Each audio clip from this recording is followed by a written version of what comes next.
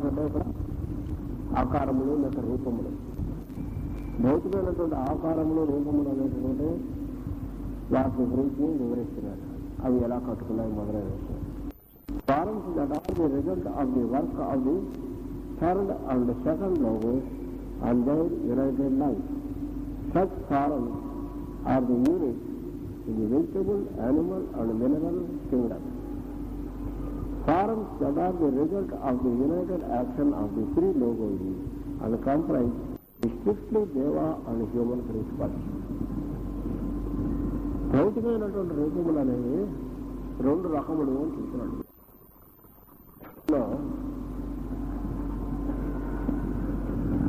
మీకు last week అదే ఇంతకు ముందు వారాల్లో చెప్పినటువంటి వాటిలో first logos, second logos, third logos అనే వాటి గురించి మీకు చెప్పాను. మీరు మళ్ళా ఒక మాట జ్ఞాపకం చేసుకోండి. ఈ ఊరికే రిప్రజెంట్ చేసేటటువంటి సింబల్స్ ఇది, అంతవరకే.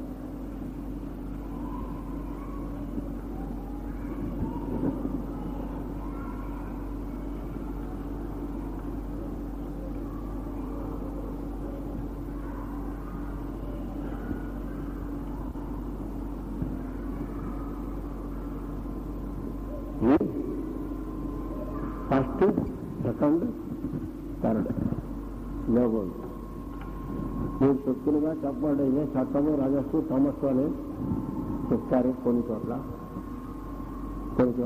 అంటే ఒక్కొక్క ప్లేన్ అనుకోండి. ఇక్కడ మాత్రం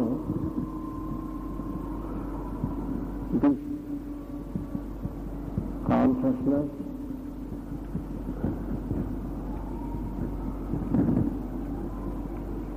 love are also called buddhi, this creative intelligence. ఇది బాగా జ్ఞాపకం ఉండాలి.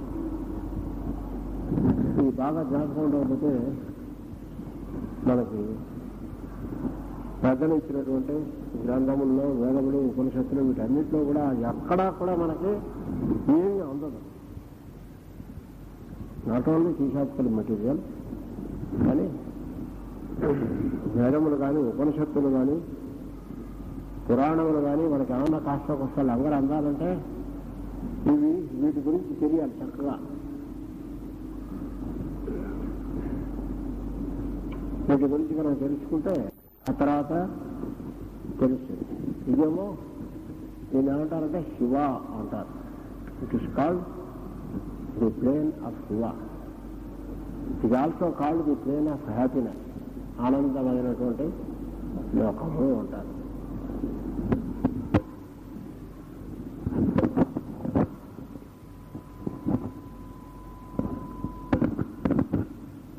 పర్మినేషన్ అనే పేరుతో చెప్పారు. Love, it is called love. మూడవది జ్ఞానము అనేది, అంటే సృజనాత్మకమైనటువంటి సృష్టికి సంబంధించినటువంటి జ్ఞానము అంటారు. దీన్ని బ్రహ్మ అంటారు. మీకు ఎక్కడ చూసినా సరే జాగ్రత్తగా దీని అర్థం కొంచెం మీరు ఈ అర్థం కనుక జ్ఞాపకం ఉన్నట్టయితే వీళ్ళ గురించి మీకు పురాణాల్లో చెప్పినవన్నీ చక్కగా అర్థమవుతాయి. లేకపోతే శివోదిలాగానో అర్థం లేని పుట్టుటి పురాణాల్లాగా కనిపిస్తాయి మీకు. ఇవి రిప్రజెంట్ చేసేటటువంటి విషయంలో ఈ అర్థము మీకు కనుక జ్ఞాపకం ఉన్నట్టయితే వీళ్ళ గురించి చెప్పేవన్నీ కూడా తెలుస్తాయి. తెలిసిందా? వీటిలో లోగోస్ అనే పదం ఎక్కువ ఉపయోగించారు ఈ శాస్త్రంలో. లోగోస్ అంటే ఈ మాటకు అర్థం ప్రజ్ఞ అని అర్థం.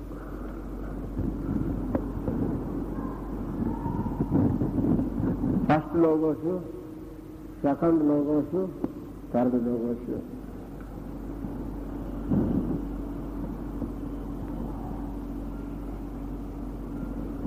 ఒకటి, రెండు, మూడు లోకములు. మూడు లోకాలు ఉంటాయి, మూడు వేరే వేరేగా ఉండకూడదు, మూడు లోపల ఉంటాయి. ఒకదానితో ఒకటి ఉంటుంది, ఒకదానికి సంబంధం ఉండదు, ఒకటి ఇంకోదానికి అడ్డం రాదు. అంతే కదా. ప్లేన్ ఆఫ్ హ్యాపీనెస్కినో ప్లేన్ ఆఫ్ ఇంటెలిజెన్స్కి సంబంధం ఏం లేదు కదా. దేని పాటుకు అవే ఉంటాయి, అవి ఉంటుంది, ఇవి ఉంటాయి. అలాగా ఫస్ట్, సెకండ్, థర్డ్ మూడు లోగోస్ ఉంటారు. First logos, second logos, third logos అని వీళ్ళు ఈ గ్రంథాల్లో వీటిని ఉదాహరించారు. వాటిల్లో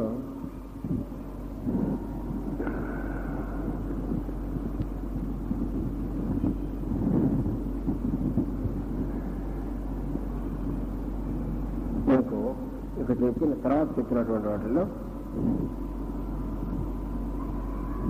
ఒక విషయం చెప్పారు.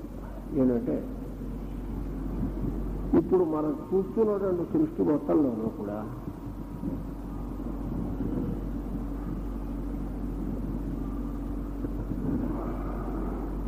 మినరల్ కింగ్డమ్,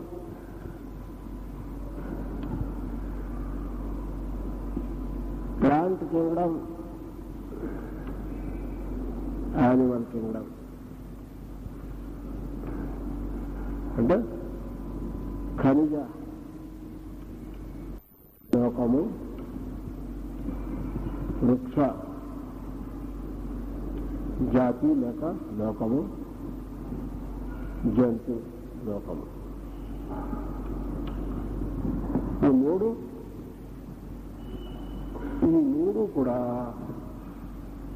మూడు కూడా దేని మీద ఆధారపడి ఉన్నాయి? సెకండ్ అండ్ థర్డ్ లోగోస్ సంబంధించి మాత్రమే ఉన్నవి. ఈ త్రీ కింగ్డమ్స్ కూడా dependent on second and third logos.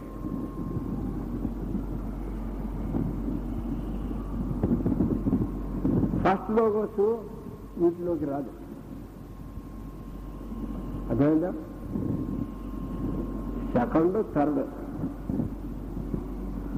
ఈ రెండు కూడా ఇది రాదు. ఇది ఖనిజ లోకము లేక ఖనిజ జాతి సంపద, ఈ వృక్ష సంపద లేక వృక్ష లోకము, జంతు లోకము. వీటిలో జంతువులు, వృక్షములు, ఖనిజములు ఇవి సృష్టింపబడటానికి దీని ప్రమేయం పెద్దగా అక్కర్లేదు. ఈ రెండు ప్రధానంగా పనిచేస్తాయి. వాటిలో ఈ రెండింటితోనూ ఇవి నిర్మాణం అవుతాయి. ఈ రూపములు, వీటి రూపములు ఈ రెండింటితోనూ నిర్మాణం అవుతాయి.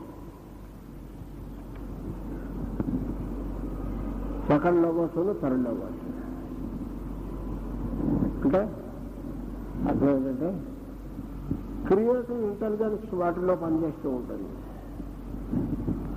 సెకండ్ లోగోస్ అంటే లవ్ బుద్ధి అంటే అర్థం ఏంటంటే ఇక్కడ అట్రాక్షన్.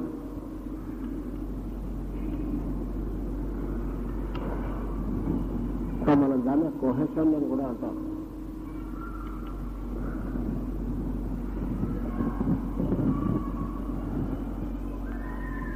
ఇది రెండు అణువులకి, రెండు కణములకి మధ్య ఉన్నటువంటి ఆకర్షణ శక్తిగా పనిచేస్తూ ఉంటుంది కింద లోకాలు. ఇది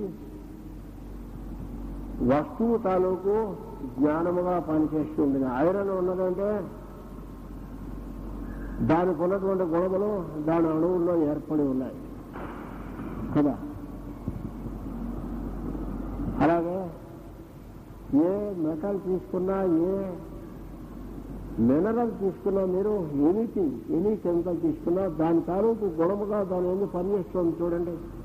ఫాస్ఫరస్లో ఫాస్ఫరస్ యొక్క గుణము, సల్ఫర్లో సల్ఫర్ తాలూకు గుణము మొదలైన intelligence that is working that is due to the second, third logos. అలాగే మర్రి గింజ తాలూకు గుణము అంటే చిక్కుడు గింజ తాలూకు గుణం. మర్రి గింజ నాటితే పొరపాటున చిక్కుడు చెట్టు రావచ్చు కదా, రాదని. ఎందుకు రాదుకూడదు? రాదన్నాడు అంతే. అంటే because there is and intelligence that is working అంటే చిక్కుడు కిందకి చిక్కుడు చెట్టు ఎలా ఉంటుందో దానికి తెలిసినమాట. లేకపోతే చిక్కుడు చెట్టు అదే ఆకు అదే పద్ధతిలో ఎలా వస్తుంది ఇంకో రకంగా రావచ్చు కదా. మర్రి గింజ నాటితే మర్రి చెట్టు ఎలా ఉంటుందో మర్రి గింజకు తెలిసినమాట. తెలియకపోతే అలాగే రావడానికి వీళ్ళు ఇంకో రకంగా రావాలి. ఆటోమేటిక్ అనేటటువంటి మనం పడేటటువంటి పొరపాట్లో వెనకాల చాలా శక్తులు ఉన్నాయి. అవి కనుక దర్శించినట్లయితే మనకి తాళం చెవులు దొరుకుతాయి. కనుక సెకండ్ అండ్ థర్డ్ ఈ మూడు కూడా పనిచేస్తాయి. ఈ రెండు కూడా ఈ రెండు మూడు అనే ఈ రెండు ప్రజ్ఞలు కూడా ఈ మూడు సింగడంలోకి వచ్చి పనిచేస్తున్నాయి. అయితే వాటికి మనకి తేడా ఏంటంటే మనలో but we are so and so అనేటటువంటి ఒక భావం మనలో పనిచేస్తుంది. వీటిల్లో అది యాబ్సెంట్. యాబ్సెంట్ అంటే dormant. For the time you can take that it is absent. లేదు జంతువులకు కానీ వృక్షములకు కానీ ఖనిజములకు కానీ ఆయన సో అండ్ సో అనేటటువంటి ఐడెంటిటీ లేదు, మనకుంది.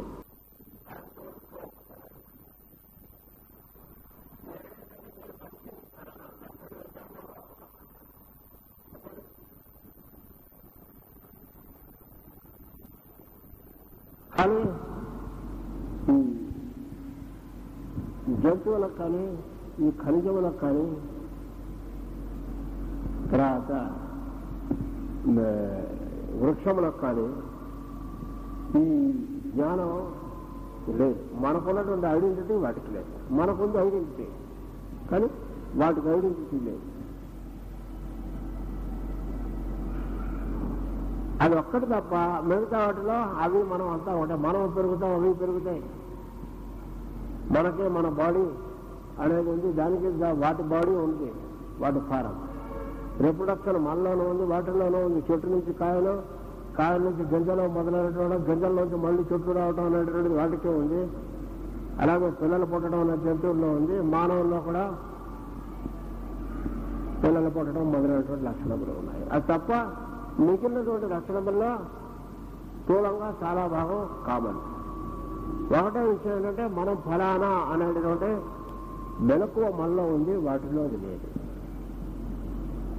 ఈ మెలకువ మనలో ఉంది కనుకనే ఈ మెలకువ ఈ ఫస్ట్ లోగో అన్నారు, మొదటి ప్రజ్ఞ అన్నారు. మనలో మెలకువ ఉండేటటువంటిది కాన్షియస్నెస్, నేను అనేటటువంటి ప్రజ్ఞ మనలో మెలకువగా ఉండేటటువంటి లోకము ఇది. ఈ ప్రజ్ఞ మనలో ఉన్నప్పుడు మనకి తాను ఫలానా అనేటటువంటి మెలకువ ఉంటుంది. ఇది లేకపోతే మనకు ఆ మెలకువ ఉండదు. అంటే జంతువులు ఇది ఎలాగో అలాగే ఉంటాం. మనం ఉదాహరణకి కొంతమంది చూడండి, మానసికమైన ఎదుగుదల లేనటువంటి కొన్ని కేసెస్లో దే బిహేవ్ లైక్ చిల్డ్రన్. అంటే చిల్డ్రన్ అంటే ఏం ఉండదంటే పెడితే తింటారు, లేకపోతే ఏం లేదు. జంతువు ఎలా జీవిస్తూ అలాగే ఉంటారు తప్ప వాళ్ళకి ఐడెంటిటీ ఏమి ఉండదు. చూడండి మీరు, స్వభావం అన్నటువంటి ప్రవృత్తి, స్వతంత్ర ప్రవృత్తి అనేది మనలో ఉన్నట్టుగా వాటిల్లో ఉండదు. వాళ్ళకున్న ఇంబసైల్ కేసెస్లో కొన్నిట్లో అంటే వాళ్ళలో ఈ కాన్షియస్నెస్ ప్రజ్ఞ మెలకువ రాలేదు అని అర్థం. కనుక ఈ శరీరానికి ఆకారంలో రెండు రకాలుగా కట్టుకుంటాయి. వాటిలో ఒకటి 2, 3 ప్రజ్ఞలు, రెండవ ప్రజ్ఞ, మూడవ ప్రజ్ఞ, ఈ రెండిటితో కలిసి నిర్మాణం అయినటువంటి లోకములు, క్రింది లోకములు.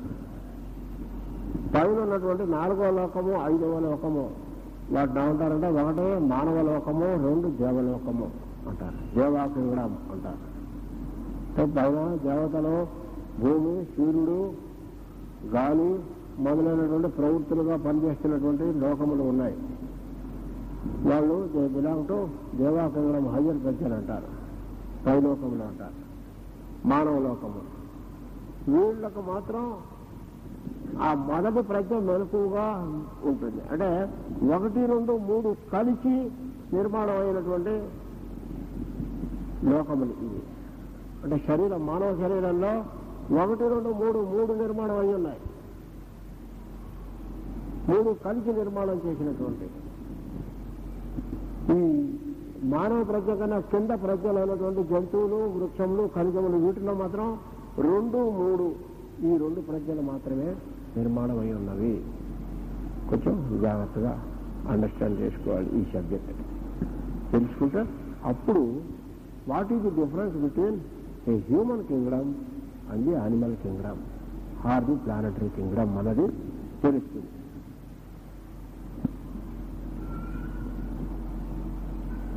Man is equipped with a special choice. మానవుడికి స్పెషల్ ఎక్విప్మెంట్ ఒకటి ఉన్నది, దాన్ని మనస్సు అన్నారు. అంటే తాను అనేటువంటి మెలకువ. దానివల్ల మానవుడు జంతువులు, వృక్షముల కన్నా వేరుగా ఉండటం అనేది సాధ్యం. ఈ మెలకువ ఉన్నది మానవ లోకంలో ప్రారంభమవుతుంది. ప్రారంభమై విస్తృతి చెంది పరిపూర్ణమయ్యేసరికి దేవతల దేవలోకము అనే ఆ పైలోకాల్లోకి వస్తుంది. కనుక ఇక్కడ అదే చెప్పారు. Forms that are the result of the work of the third and second logos and their united life. అది such forms are the unit in the vegetable, animal and mineral kingdom. Forms that are the result of the united action of the 3 logos and comprise the strictly deva and human forms. There is also the still simpler form embodied in the substance of which all the other forms are made. ఇంకో పద్ధతి కూడా ఉందన్న, దాని గురించి చెప్తున్నారు. This matter is strictly speaking the atomic and molecular matter and is animated by the life or energy of the third logo. In dealing with the first group of forms, it must be noted that the pranic emanation given off by units of the animal and vegetable kingdom after they have absorbed both solar and planetary prana are naturally a combination of the two and are transmitted by means of surface radiation as in solar and planetary prana to certain lesser groups of devas of a not very high order who have a curious and intricate relationship to group souls of the radiating animal or vegetable. This matter cannot be dealt with here. These devas are also of a violet hue, but of such a pale color as to be almost grey. They are in a transitional state when met with a puzzling confusion with a group of entities that are almost in the involutionary arc.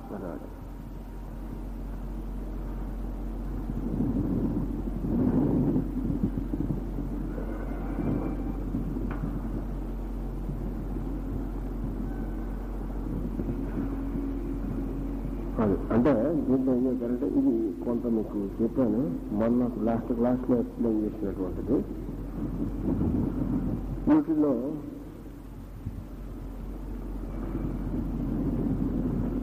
ఈ ప్రాణశక్తి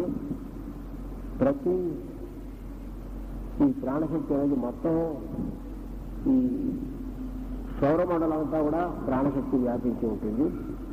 మొత్తం ఈ సౌరమండలానికి అంతా కూడా సూర్యుడు మొట్టమొదట ప్రాణశక్తి మొత్తం చోటులో నుంచి తీసుకొని సౌరమండలం అంతా వ్యాపింపజేస్తున్నాడు. సూర్యుడి దగ్గర నుంచి ప్రాణశక్తి మనందరికీ కూడా వస్తుంది. ఈ ప్రాణశక్తి సూర్యుడి దగ్గర నుంచి రావడంలో కూడా చాలా డిఫరెన్షియేషన్ జరుగుతుంది. దాంట్లో డిఇంటిగ్రేషన్ అనేకమైన ఫారమ్స్ లో వస్తుంది.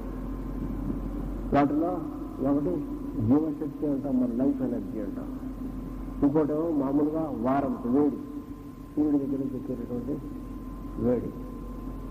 ఇదిగాక చంద్రుడి ద్వారా వచ్చేటటువంటి ప్రాణశక్తి కొంత. ఇట్లాగా రకరకాలుగా ప్రాణశక్తి సూర్యుడి దగ్గర నుంచి జీవుడికి వస్తుంది. అది భూమి ద్వారా వస్తుంది కొంత. భూమి కొంత సౌరశక్తిని రిసీవ్ చేసుకొని మనకు మళ్ళా ఇస్తుంది. వీటి వల్ల ఈ సౌరశక్తి అంతా కూడా ఈ జంతువులు, తర్వాత వెజిటబుల్ కింగ్డమ్స్ అంటే ఈ వృక్ష జాతి, ఇవన్నీ కూడా ఇవి రిసీవ్ చేసుకుంటాయి. Planet kingdom, animal and vegetable kingdoms ఉంటాయి. వాళ్ళు ఏం చేస్తారంటే మినరల్ కింగ్డమ్కేనో యానిమల్ అండ్ వెజిటబుల్ కింగ్డమ్స్ తేడా ఉంది. ఏంటంటే ఈ ఖనిజములు మాత్రం ఒక భూమి నుంచి వచ్చినటువంటి ప్రాణశక్తి మాత్రమే తీసుకోగలవు. ఈ జంతువులు, తర్వాత వృక్షములు ఏం చేస్తాయంటే సూర్యుడి దగ్గర నుంచి వచ్చే ప్రాణశక్తి తీసుకుంటాయి, భూమి ద్వారా వచ్చేటటువంటి ప్రాణశక్తి తీసుకుంటాయి. అంటే రెండు రకాలుగా శక్తి వాటిలో ప్రవేశిస్తుంది. సౌరశక్తి గురించి మనకు తెలిసి చాలా తక్కువ ఇప్పటికీ. ఇంకా చాలా ఉంది. వాటిలో కొన్ని సూక్ష్మంగా చెబుతున్నారు. సూర్యుడి దగ్గర నుంచి వచ్చేటటువంటి ప్రాణశక్తి వేరు సూటిగా, భూమిలో నుంచి వచ్చేటటువంటి, భూమి ద్వారా వచ్చేటటువంటి ప్రాణశక్తి వేరు. భూమి ద్వారా వచ్చేటటువంటి ప్రాణశక్తి ఈ భౌతికమైన ఈ బయోలాజికల్ కింగ్డమ్లో పనిచేసేటటువంటి ప్రాణశక్తి. జీవ శక్తి అంటే భూమి నుంచి మనకి లైఫ్ ఎనర్జీ వస్తుంది. ఎట్లాగంటే మొక్క పెరగటం, అలాగే జంతువులు ఉన్నాయంటే శరీరం పెరగటం, భౌతిక అంటే కణములు, వాటి పెరుగుదల, ధాతువులు, వాటి లక్షణములు, ఇవన్నీ కూడా భూమి ద్వారా వస్తాయి. తెలిసిందా? భూమి ద్వారా వచ్చేటటువంటి అన్నీ కూడా ధాతువులు, వాటి లక్షణములు, కణములు, వాటి లక్షణములు. అంటే బయోలాజికల్ కింగ్డమ్లో మనం ఏవైతే బాటనీ అనేటువంటి పేరుతోనూ, జియాలజీ అనే పేరుతో ఏదైతే చదువుకుంటున్నామో ఆ ప్రవృత్తులకు కావాల్సినటువంటి శక్తి అంతా కూడా భూమి ద్వారా వస్తుంది. మన శరీరంలో ధాతు నిర్మాణములు మొదలైనటువంటి కణముల నిర్మాణము, ఇవన్నీ కూడా వాటి నుంచి వస్తాయి. అది కాక జీవించుట అనేది వేరు. శ్వాస, రెస్పిరేషన్, గ్రోత్, ఇది ఆ లైఫ్ ఎనర్జీ వేరు. అంటే శరీరం, దాని పెరుగుదల మొదలైనటువంటి లక్షణములు వేరు. తర్వాత జీవించుట అది వేరు, లైఫ్ ఎనర్జీ. అది అంటే మనం శ్వాసించడం, మనలో కనుకైనట్టుగా శ్వాసించుట, తర్వాత ఆకలి కలిగి ఉండటం, ఆహారం తీసుకోవాలనిపించటం, ఇదంతా వేరు. తీసుకున్న ఆహారం కణములుగా నిర్మాణం అవటం, ఇదంతా వేరు. శరీరం కట్టుకోవటం, శరీరం పెరగటం, ఇదొక ప్రవృత్తి. శ్వాసించుట లేక జీవించి ఉండటం తీసుకున్నటువంటిది లైఫ్ ఎనర్జీ అంటారు దాన్ని. ఆ లైఫ్ ఎనర్జీ వేరు. రెండు రకాలు వీటిలో. ఈ లైఫ్ ఎనర్జీ ఏమో సూటిగా సూర్యుడి దగ్గర నుంచి వస్తుంది. పెరుగుదలకు కావాల్సినటువంటి శక్తి అంతా కూడా భూమి నుంచి వస్తుంది. రెండు రకాలుగా ఉంటుంది. కనుక అదే ఇక్కడ చెప్తున్నారు. ఈ రెండు రకాల శక్తులు కూడా ఇవి తీసుకొని వాటి ద్వారా మిగిలినటువంటి జీవులకి పంచిపెట్టబడుతుంది. ఇది ఉంటుంది. ప్రతి బీయింగ్స్ కూడా, ప్రతి జీవి కూడా తనకన్నా తక్కువ ఉన్నటువంటి జీవులకి ప్రాణశక్తి ఇవ్వడం అన్నది ఒక పద్ధతి ఉన్నది. సూర్యుడు తీసుకొని భూమికి, గ్రహములకు ఇస్తాడు. అలాగే భూమి ఏం చేస్తుంది? భూమి ఉన్నటువంటి జీవులకి ప్రాణశక్తి ఇస్తుంది. భూమి మీద ఉన్నటువంటి జీవులు కూడా ఏం చేస్తారంటే వాడికన్నా ఉన్నటువంటి లెస్సర్ బీయింగ్స్ ఉంటాయో వాటికి ప్రాణశక్తి అనేది వీడికి తెలియకుండానే జనరేట్ చేస్తాడు, ట్రాన్స్మిట్ చేస్తాడు. మన చుట్టూ ఉన్నటువంటి ఉదాహరణకి యానిమల్ కనడం ఉంటుంది. వీడు రోజు ఉదయం నుంచి సాయంత్రం దాకా కలిసి తిరుగుతున్నప్పుడు జంతువులు అవి ఉన్నప్పుడు జంతువులను పెంచడం మొదలైన చేస్తున్నారు అనుకోండి, అప్పుడు వీడి నుంచి వాటికి ప్రాణశక్తి ప్రసారం జరుగుతుంది, ఎనర్జీ. అట్లాగా వాటి దగ్గర నుంచి వేరే లెస్సర్ గురించి తక్కువ ఉన్నటువంటి జంతువులకి ఇలా ప్రాణశక్తి వీడి తెలియకుండానే రేడియేట్ అవుతూ ఉంటుంది, పై నుంచి కిందకి కింద నుంచి కిందకి. అట్లాగా ఆటోమేటిక్ రేడియేషన్ అన్నది జరుగుతూ ఉంటుంది. This is law.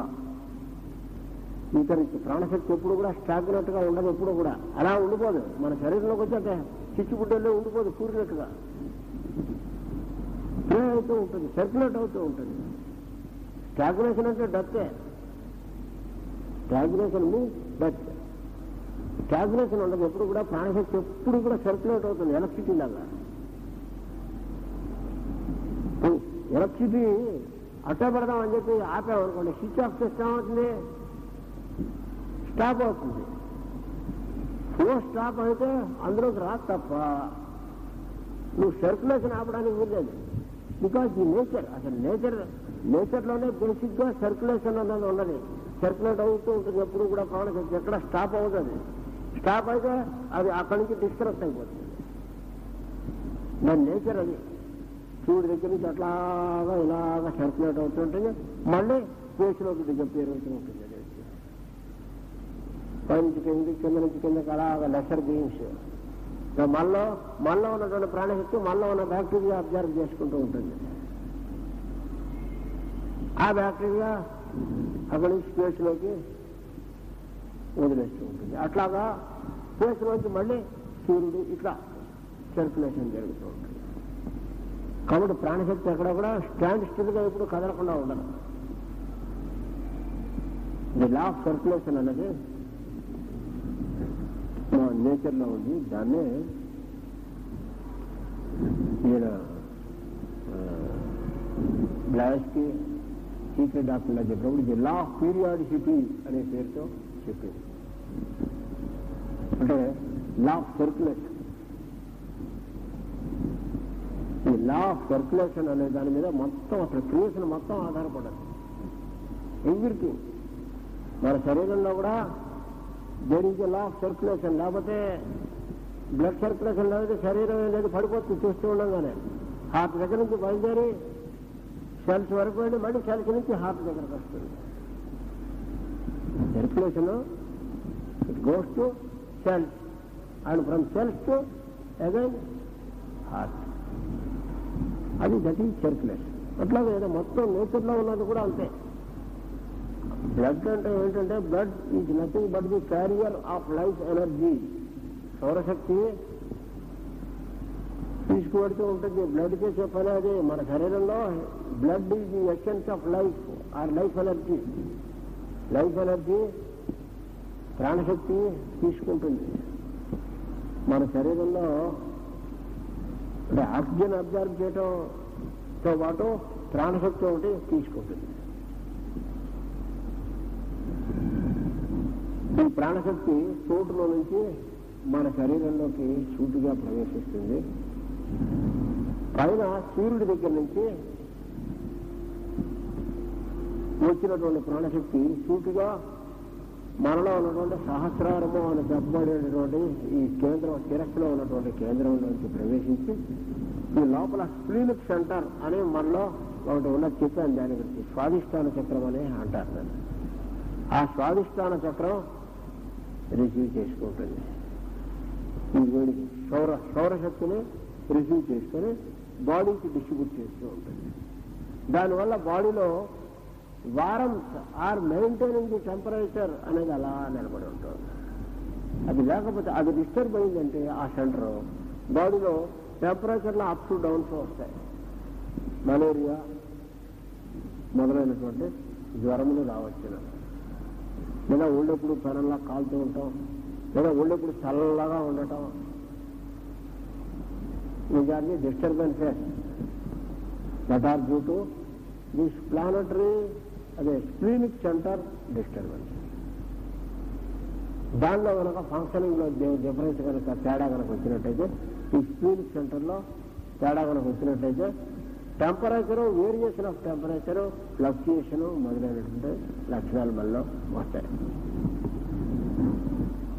కనుక ఈ చోటులో ఉన్నటువంటి సౌరశక్తి సూటిగా మన శిరస్సులో ఉన్నటువంటి సహస్రారము ద్వారా మనలో స్వాదిష్టాన చక్రం ఉన్నది. ఇక్కడ ఈ స్వాదిష్టాన చక్రంలోకి రిసీవ్ చేసుకొని అక్కడి నుంచి బాడీ అంతా కూడా స్ప్రెడ్ అవుతూ ఉంటుంది.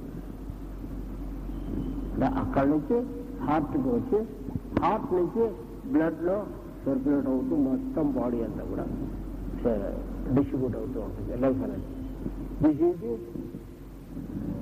Circulation in our body. అలాగే భూమిలో కూడా అదే జరుగుతుంది. ఉత్తర ధ్రువం దగ్గర సౌరశక్తి సూర్యుడి దగ్గర నుంచి ప్రాణమయ తరంగములు తీసుకోబడుతూ ఉన్నాయి. అక్కడి నుంచి భూమి యందు ప్రవేశించి భూమి యందు ఉన్నటువంటి మొత్తం కూడా అయస్కాంత క్షేత్రం భూమి చుట్టూ ఏర్పడుతూ ఉంటుంది. మళ్ళీ redistribution through south pole, north pole నుంచి సౌత్ పోల్ నుంచి ఇట్లాగా సర్క్యులేట్ అవుతూ మొత్తం భూమి అంతా కూడా magnetic field, earth magnetic field ఏర్పడుతుంది. దాని ఎర్త్ యొక్క ఆరా అంటారు. అంతవరకు భూమి యొక్క వాతావరణం వ్యాపించి ఉంటుంది. అంటే లైఫ్ అపాన్ ఎర్త్ అనేది అంతవరకు ఉంటుంది భూమి మీద. అది దాటితే అంటే భూమి యొక్క ఆరా కనుక దాటితే లైఫ్ ఉండడానికి వీల్లేదు. Survival of biological life not possible, ఉండదన్నమాట. తెలిసింది కనుక ఈ శక్తి అనేది మొత్తం చోటులో నుంచి రిసీవ్ అవుతుంది, భూమి ద్వారా సర్క్యులేట్ అవుతూ ఉంటుంది. అది అంతకన్నా ముందు సూర్యుడి ద్వారా వస్తుంది, సూర్యుడి ద్వారా భూమికి వ్యాపిస్తూ ఉంటుంది ఈ సర్క్యులేషన్. సూర్యుడికి ఇది ఎక్కడి నుంచి వస్తుంటే వాళ్ళలో ఒక సెంటర్ ఉంటుంది సూర్యుడిలో.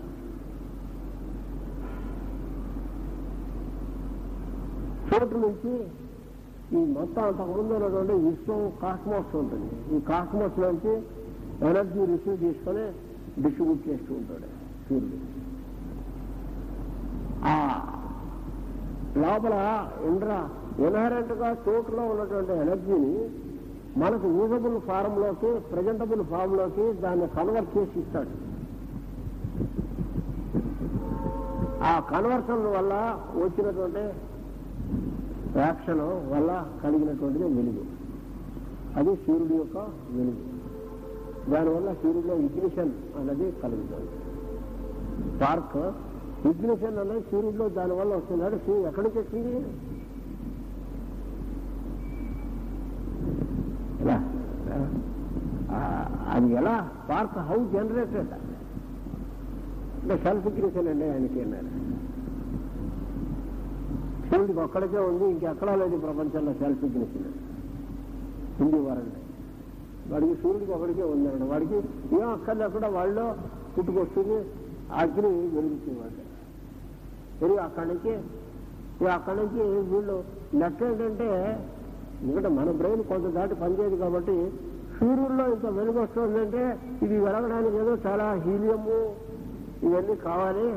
మరి వాటి తాలూకు మరి ఇంధనం అంతా కూడా కలిపి మొత్తం లెక్కెత్తి 100 టన్నుల ఇంధనం సూర్యుడిలో ఉండి అది దళాలను అంటుకుంది. అది అంటుకొని ఆమెను అలా వెలుగుతుంది. ఆ కొనాళ్ళకి అది అయిపోయాక అయిపోతుంది.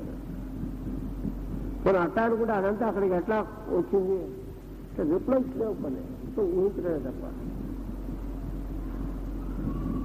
అది ఆ చోట్లోకి ఎట్లా వచ్చిందో తెలిసినట్టయితే అట్టాగే సూర్యుడిలోకి వస్తుంది. చోట్లో వచ్చి సూర్యుడిలో వెలగడం అన్నా ఒకటే, చోటులో పుట్టిందన్నా ఒకటే. పిల్లి అంటే మార్చాలని అర్థం చెప్పేటవాడు కూడా ఏదైతేనే అన్నాడు, పేరు ఒకటే తేడా. కనుక చోట్లో పైన కొన్ని శక్తులు పనిచేస్తున్నాయి. మనకు అందినటువంటి విషయాలు కొన్ని అందని విషయాలు చాలా ఉన్నాయి. మనకి తీర్చినటువంటి లాస్ట్లో కొంతవరకే మనకు అంతే. ఆ పై మనకి ఇంకా పూర్తిగా అందలేదు. వాటిలో ఇది కూడా ఒకటి, సూర్యుడిలో వెలుగు ఎలా పుట్టింది, చోటులో వెలుగు ఎలా పుట్టింది అనేది అది ఇంతవరకు ఏం తెలియదు. అసలు ఇది సీక్రెట్. సీక్రెట్ అంటే ఓపెన్ సీక్రెట్, ఎదురుకుండా కనబడుతూనే ఉంటుంది, అయినా తెలియదు. దాన్ని వేదంలో ఏం చెప్పాడు, గుహ్యము అన్నారు, రహస్యం అన్నారు. రహస్యం అంటే ఎవరు చెప్పకూడదని కాదు అర్థం, నీకు ఎదురుకుండా కనబడుతూ ఉంటుంది, నీకు అర్థం కాని విషయం అన్నాడు. Only you have to contemplate and meditate upon it. గుహ్యం అన్నమాటకు అర్థం అది. It can be understood only through meditation and accepting certain higher principles.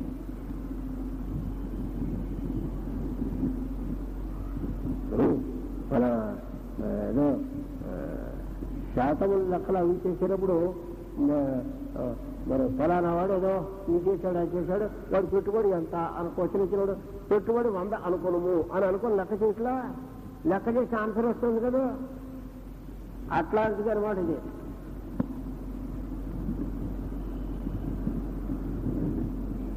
కనుక దీంట్లో రేడియేషన్, సర్క్యులేషన్, రేడియేషన్ సూర్యుడి దగ్గర నుంచి పుట్టి మొత్తం చోటుకంతా కూడా సౌరమండలం అంతా కూడా ఈ శక్తి వ్యాపిస్తోంది. సౌరమండలం నుంచి మనకి భూమికి, భూమి ద్వారా మానవులకు వస్తుంది. ఇవి జాగ్రత్తగా మనం అండర్స్టాండ్ చేసుకుంటే ఏమవుతుందంటే, ఇప్పుడు మనకి బయాలజీలోను, బాటనీలోను, ఫిజిక్స్లోను, కెమిస్ట్రీలోను గ్యాప్స్ ఉండిపోయినాయి చూడండి. ఆ గ్యాప్స్ అన్నీ కూడా మాకు ఫిలప్ అవుతాయి. మనకి certain point we are taking it granted. అంటే ప్రాపర్టీస్ ఆఫ్ మ్యాటర్ అనే పేరు పెట్టేసి తప్పుకుంటున్నాం. ప్రాపర్టీస్ ఆఫ్ మ్యాటర్ అంటే దానికి అర్థం ఏం లేదు, మాకు తెలియదని అర్థం. అంతకన్నా ఏం లేదు. సైన్స్లో ప్రాపర్టీస్ ఆఫ్ మ్యాటర్ అనే పదానికి ఒకటే అర్థం ఏంటంటే మాకు తెలియదు అది ఎందుకు వచ్చిందో అని అర్థం అన్నమాట. అది దాని లక్షణం సార్ అంటాడు. అవి వాటన్నిటి కూడా చక్కగా అనాలిసిస్ వీటిలో ఇచ్చారు. అంటే అవి ఎలా వచ్చాయో ఎలా పనిచేస్తున్నాయో అనే అవన్నీ కూడా దీంట్లో మన కాస్మిక్ ఫైర్లో వీటన్నిటికి కూడా ఇచ్చారు చక్కటి ప్రపోజిషన్స్. ఇక్కడికి అప్పుడు నెక్స్ట్ క్లాస్లో మిగతాది కంటిన్యూ చేస్తాను.